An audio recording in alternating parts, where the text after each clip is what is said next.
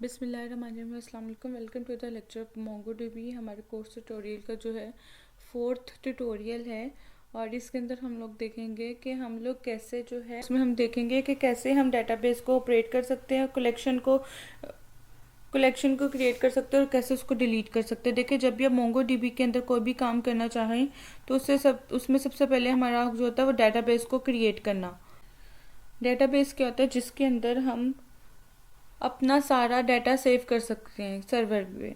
और ये जो डाटा होता है ये ऐसा नहीं होता कि कोई भी डाटा हमने कहीं पे भी डाल दिया डेटाबेस के, वो इस बिल्कुल ऑर्गेनाइज वे में होता है। इसके लिए हम अलग अलग से फाइल्स बनाते हैं और हम लोग स्कूल का डाटाबेस बनाते हैं। तो स्कूल के डाटाबेस के लिए वहाँ पे हर डाटा रखने के लिए अलग फाइल्स बनेंगी। अगर वहाँ पे लाइब्रेरी भी है तो उसके लिए भी हम एक अलग से डाटाबेस में जाके जो है फाइल बनाएंगे। और इस तरह कोई भी अलग अलग डिपार्टमेंट्स होते हैं स्कूल के अंदर जिसके लिए हम लोग अलग अलग फाइल्स बनाते हैं। ठीक है, इन फाइल्स को बेसिकली मोंगोडीबी के अंदर कलेक्शन कहा जाता है। ठीक है, देखो, जिसमें हमारा एक्चुअल डाटा होता है। एक ही डेटाबेस के अंदर हम मल्टीपल कलेक्शंस भी बना सकते हैं, जिसमें इसमें कोई लिमिट नहीं है। आप जितनी मर्जी जो है कलेक्शंस बना सकते हो। हर कलेक्शन में जो हमारा डाटा है जो हमने फॉर्म से सेव करवाया था किसी और तरीके से, ये डाटा का जो रिकॉर्ड होता है ये सेम रिकॉर्ड नहीं होता, ये मल्टीपल रिकॉर्ड होता है। उन रिकॉर्ड्स को जो है डॉक्यूमेंट कहते हैं। ठीक है, हर एक सिंगल रिकॉर्ड को कहा जाता है मोंगोडीबी के अंदर डॉक्यूमेंट।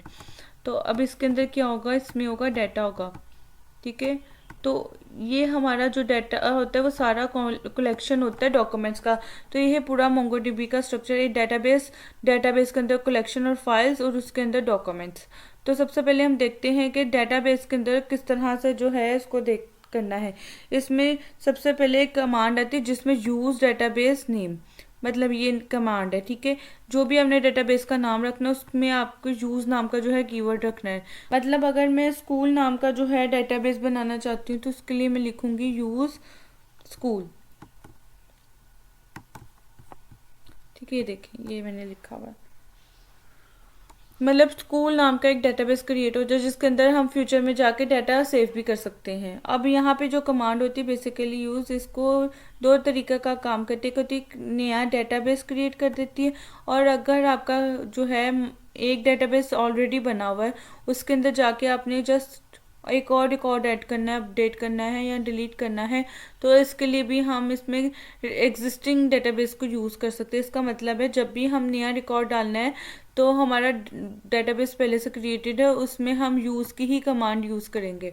उसके बाद उसकी जो है उस कलेक्शन के अंदर डाटा डालना है वो बताएंगे। अब यहाँ पे यूज़ कमांड से हमारा डेटाबेस तो बन गया। अब इसके बाद बात आती है कलेक्शन को बनाने की।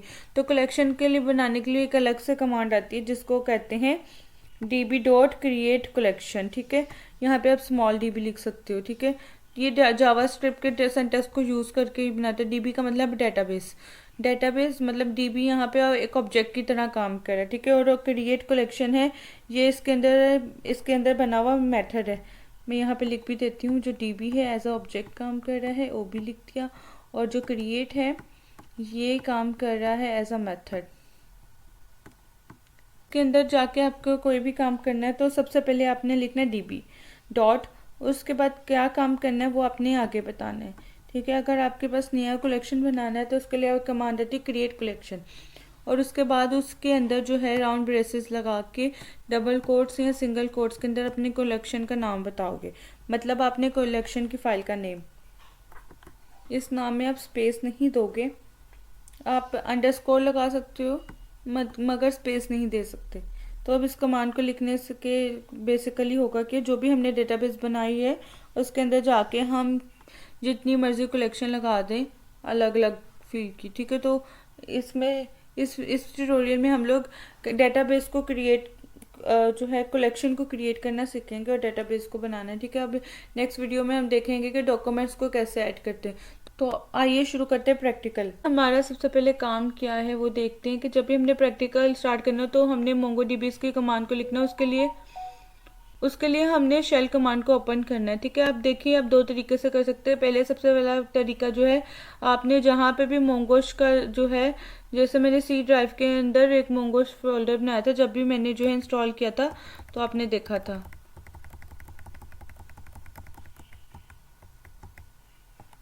ये सी ड्राइव में मैंने मोंगोश का एक फोल्डर बनाया था। तो जब मैंने इंस्टॉलेशन दिखाई थी वहाँ पे मैंने आपको सिखाया था। तो अब इसके लिए अंदर जाके यहाँ पे मोंगोश नाम की एक फ़ाइल पड़ी हुई है। तो ये बेसिकली एक शेल कमांड होती है। आप इसके अंदर जाके इसको मोंगो डीबी की सारी कमांड्स यूज़ कर सकते हो। इसके लिए आपको डबल क्लिक करना है।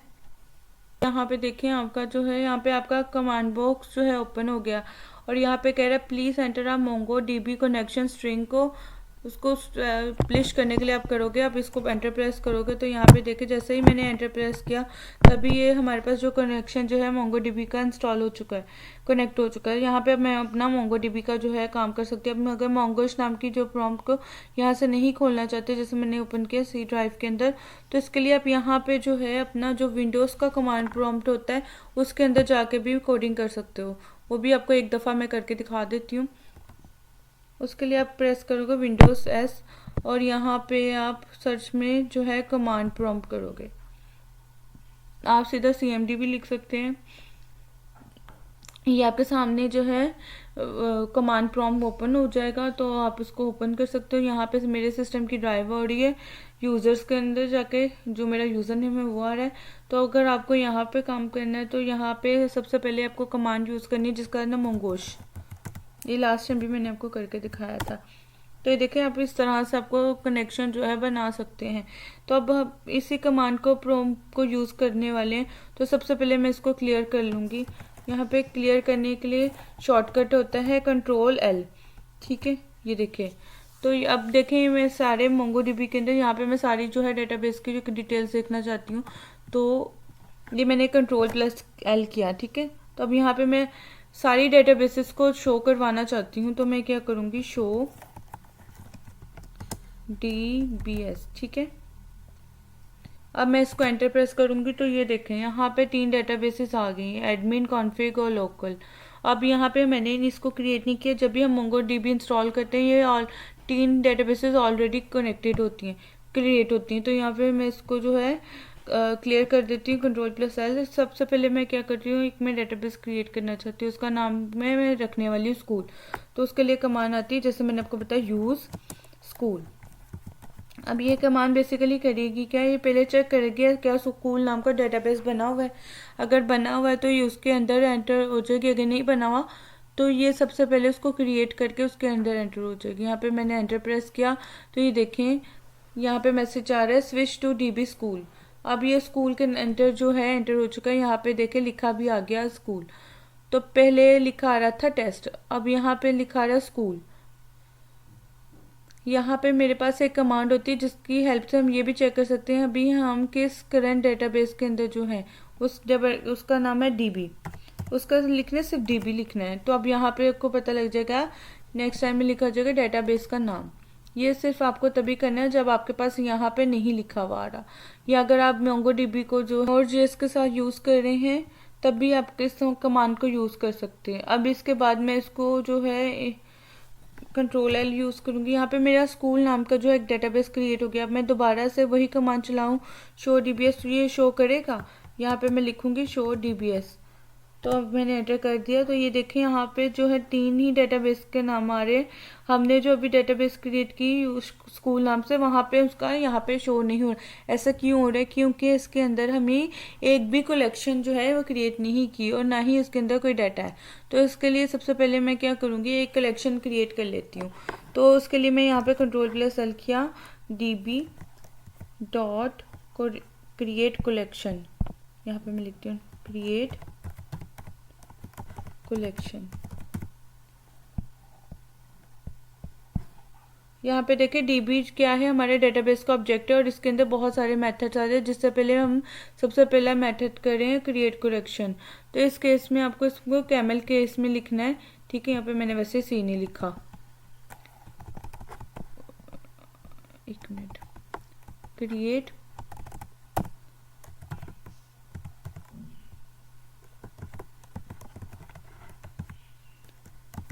देन उसके बाद आपने लगानी है ब्रैकेट और इन्वर्टेड में आपने जो है कलेक्शन का नाम दे देना है।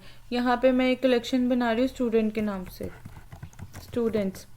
तो भी इस कलेक्शन के अंदर जो है फ्यूचर के अंदर स्टूडेंट्स का डाटा ऐड करेंगे। यहाँ पे मैंने एंटर प्रेस किया, यहाँ पे देखे रिस्पॉन्स पे आ रहा है एक जिसम का फॉर्मेट आ रहा है जिसकी की का नाम है ओके, और इसकी वैल्यू आ रही 1। अगर यहाँ पे 1 लिखा रहा है इसका मतलब है आपका जो है कलेक्शन क्रिएट हो चुका है।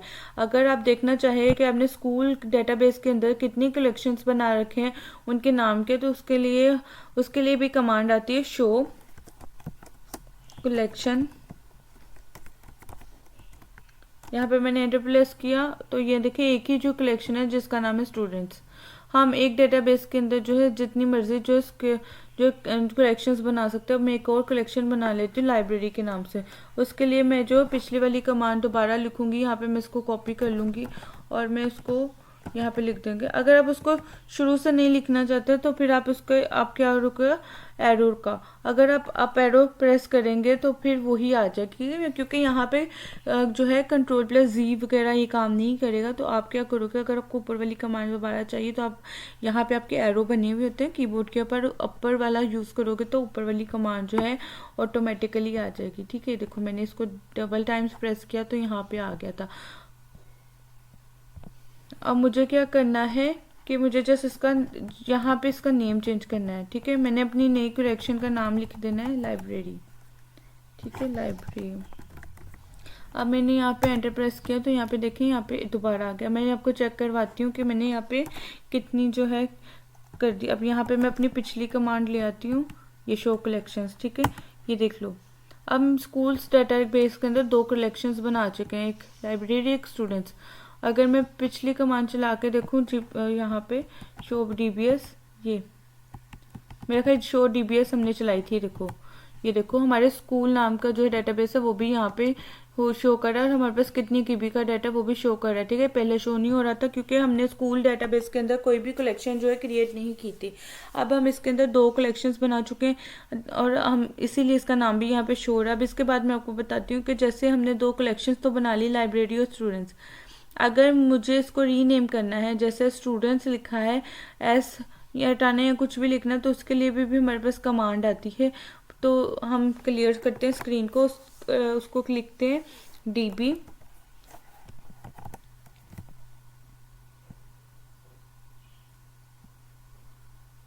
डॉट। तो उसके बाद आपने यहाँ पे देना अपनी कलेक्शन का नाम जिसको आप रीनेम करना चाहते हो। तो मैं स्टूडेंट्स के नाम को जो है कलेक्शन का रीनेम करना, तो आपको एग्जैक्ट नेम लिख देना डॉट। और यहाँ पे मेरे पास एक मेथड है MongoDB का जिसका रीनेम कलेक्शन, वो हम लिखेंगे।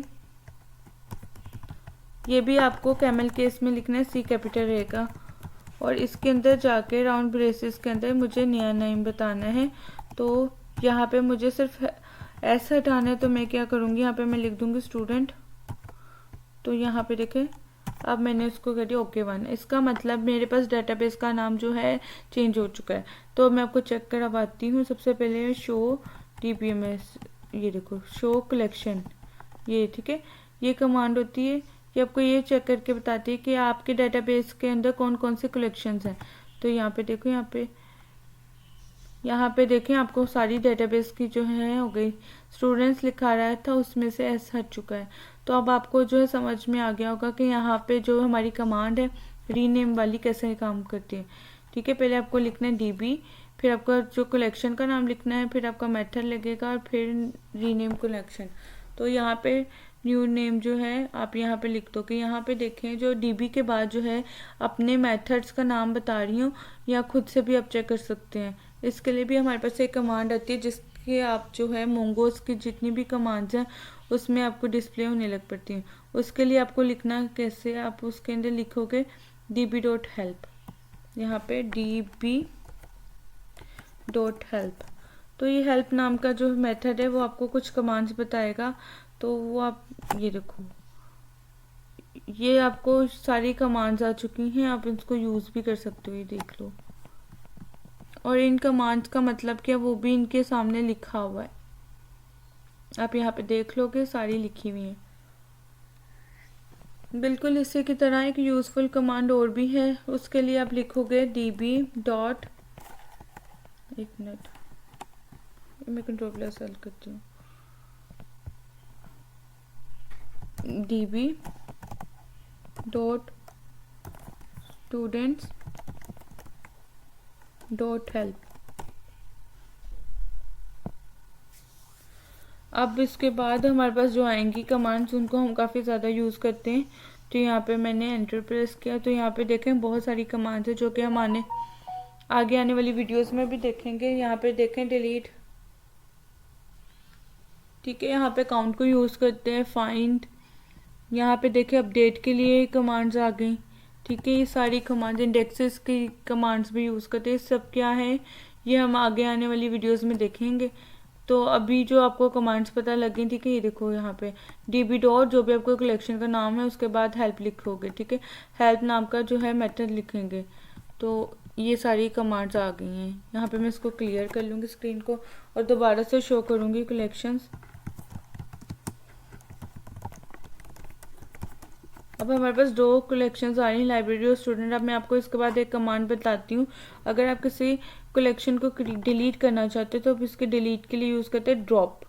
तो आप ड्रॉप यूज़ करोगे, ड्रॉप का की मतलब कई वर्ड यूज़ करोगे। आप लिखोगे db डॉट, जैसे मैं लाइब्रेरी नाम का जो कनेक्शन है उसको डिलीट करना चाहते हैं, लाइब्रेरी डॉट ड्रॉप।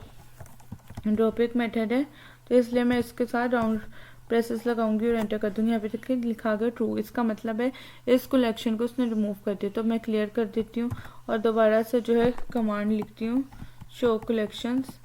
तो अब यहाँ पे देखिए एक ही नाम आ रहा है स्टूडेंट, क्योंकि इसने लाइब्रेरी को रिमूव कर दिया। तो अगर आप स्कूल नाम का जो डाटाबेस है इसी को डिलीट करना चाहते हैं तो इसके लिए आएगी हमारे पास एक कमांड आती है। उसके लिए आप करते हो, आप उस डाटाबेस के अंदर आना है। ये देखो, एक मिनट, आपने क्या करना है, पहले मैं Ctrl+L करती हूँ, ठीक है। उस डाटाबेस को आप उस डाटाबेस में आना, यूज़ कमांड को यूज़ करके, देन उसके बाद आप क्या लिखोगे db dot drop database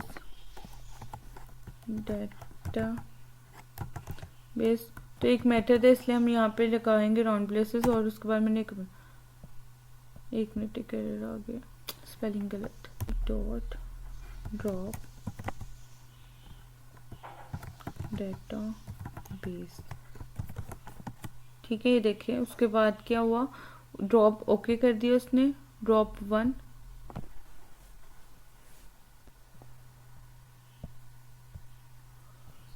drop क्या कर दिया, स्कूल नाम के डेटाबेस को ड्रॉप कर दिया। अब मैं यहाँ पे कमांड चलाऊंगी शो dbs, तो आपको दिखेगा कि वहाँ पे स्कूल नाम का जो है कोई भी वो नहीं होगा। अब यहाँ पे देखें आप 3 ही डेटाबेस आ गई, यहाँ देखें एडमिन, कॉन्फ़िग और लोकल, ठीक है।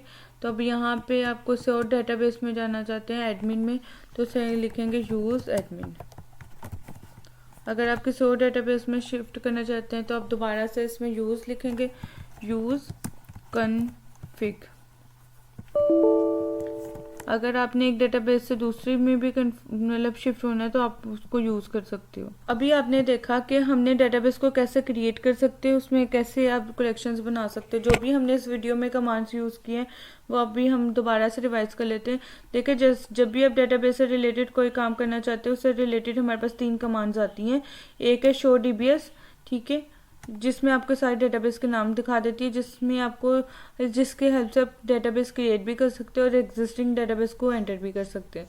और एक ड्रॉप डेटाबेस, ये बेसिकली जो है db नाम का जो है ऑब्जेक्ट होता है उसके साथ यूज़ होती है, जो कि बेसिकली किसी भी एग्जिस्टिंग डेटाबेस को डिलीट कर सकती है। अब यहाँ पे कलेक्शन से रिलेटेड कुछ कमांड्स जैसे क्रिएट कलेक्शन, फिर उसके बाद ओल्ड नेम को जो है उसका रीनेम करने के लिए, और देन उसके बाद ड्रॉप कलेक्शन जो कि सिर्फ कलेक्शन को रिमूव कर देती है। देन उसके बाद है उसके शो कलेक्शन जो कि आपको किसी भी डेटाबेस को कलेक्शन को नाम शो करती है। अगर आपको कोई भी हेल्प चाहिए हो तो MongoDB के अंदर तो उसके रिलेटेड भी हमारे पास 2 कमांड्स आए हैं। एक है db डॉट,